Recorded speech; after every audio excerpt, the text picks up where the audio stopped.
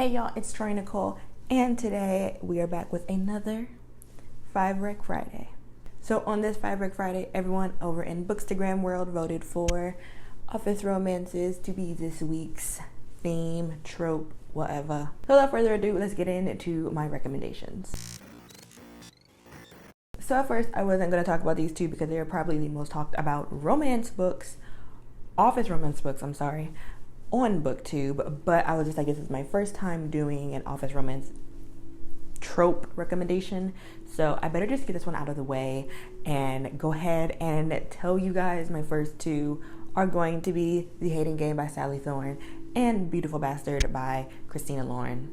I was going to leave these two out, but I figured no, everyone loves these and someone's going to ask me why I didn't put these in, so yeah, I gave you guys two of them. I'll give you guys four more just to even it out, because then it'll be 6, but I wanted it to be 5 like it's supposed to be. So here are your two. I'm pretty sure everyone knows what these two are about. If you're looking for more of a hate to love office romance, then The Hating Game is more of your style. But if you're looking for something a little bit more smutty and I don't want to say lacks plot, but it lacks a little bit more plot than The Hating Game does. So if you want something more smutty, Beautiful Bastard. If you want something more clean cut, full on love story, which is also hate to love kind of ish, then Hating Game is your go-to. Okay, now moving on to the 4 I actually recommend that are not super popular, but probably people have heard of them. I don't know, maybe not.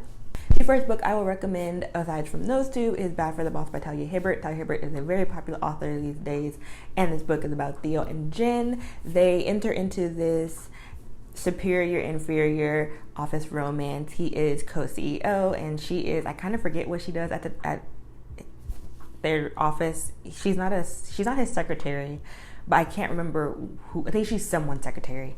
And she accidentally sends an email to him that she meant to send to one of her friends, and he gets it, called up to his office, and it kind of goes from there. There's lots of sexual tension in the air, and I won't lie, the plot to this is underdeveloped, but it's actually a really cool plot, and I don't want to give too much away. Just know that it gets kind of extreme.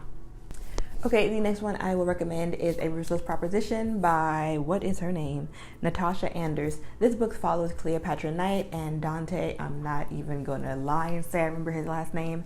She works under him as his secretary as a favor to her brother, who is best friends with Dante. Yes. Now, Cleo and Dante have a really hard relationship. They do not like each other, so it's also hate to lover if you really like that thing. And when I say hate, it's hate. Until they go on a business trip to Tokyo, and you find out that Dante has been wanting her for a very long time, wanting her in a sexual means. So they start a sexual relationship over the course of their business trip in Tokyo, until something happens and the consequences of their affair kind of tumbles into each other's worlds. In the real world, the setting is in South Africa, and when they get back home to South Africa, they are faced with a big, I don't want to say problem, but problem after their affair, and coming clean to her brother and her brother's fiance and putting their world together, even though they kind of can't stand each other. I'm still not sure how I feel about this book, because I kind of hated the main chick, Cleopatra, but I was very open. This is more so if you're not, again, into the whole smut situation. This is not that smutty. In retrospect, I think there's like a handful of times you get lots of it. More so it's like sexual tension and hatred. So if you like hate to lovers plus office romance, this is for you.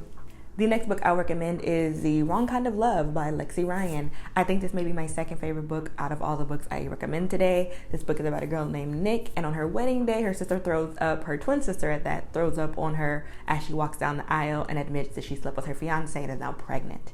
Really just thrown off like anyone would be. She decides to run off, and she runs off to this place called Jackson Harbor, where she pretends to be her twin and takes over her twin's job. The night before her job, she decides to hook up with a stranger, and come to find out the stranger is her new boss, who needs a nanny for his daughter. However, some really hard circumstances come up, and she decides to keep lying to Ethan about who she is, and develops a really strong relationship with him and his daughter.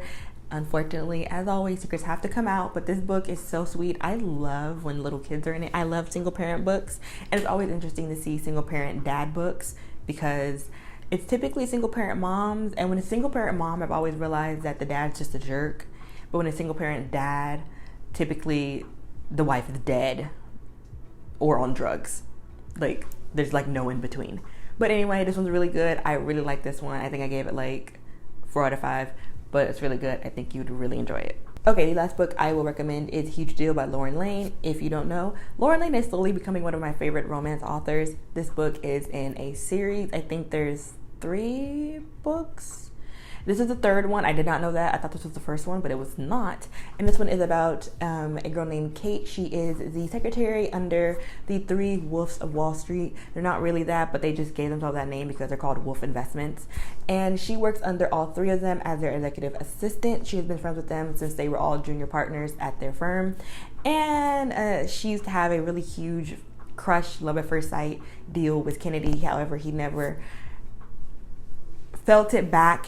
And so they kind of had this weird hate-love friendship because they were friends. One on the other side, they like couldn't stand each other. However, that all comes to a halt when Kennedy starts realizing that he does like her, or at the very least has some type of feelings for her, especially when his younger brother comes home and starts dating Kate.